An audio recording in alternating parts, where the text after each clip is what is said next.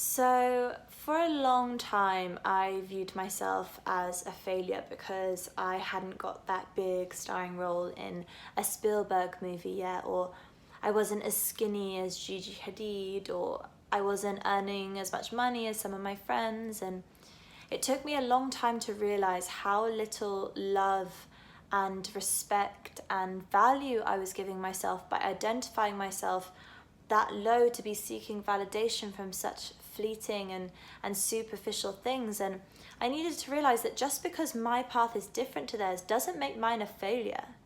And it definitely doesn't make me a failure.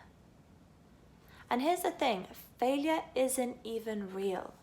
It's completely unfounded. And like talking about Steven Spielberg, a perfect example of how unfounded failure is that he was rejected from film school 3 times.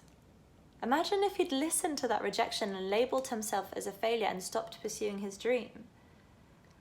I mean, so many of us don't even have to imagine that scenario though, because so many of us are actually living out that story right now.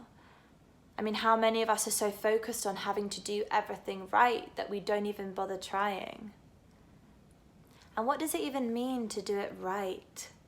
Because so much of the time, all that means is that we just stop creating freely and lose our gift of originality. So ask yourself, what would you do if you didn't have to do it perfectly? I'm not saying this is an easy one to learn. I'm definitely still in the process of it. And I'm by far my worst and most brutal critic and self-saboteur. But the older I get, the more I realize that I'm gonna make mistakes. And when I do, or even when I don't, not everyone's gonna agree with me. And that will be okay. And I will be okay. And as long as I learn from any mistakes I might make, then really it was just a blessing leading me down an even better path for me. Because failure is just growth in wolf's clothing after all. And failure is just the bridge that kind of leads us to our brilliance and our genius and our power.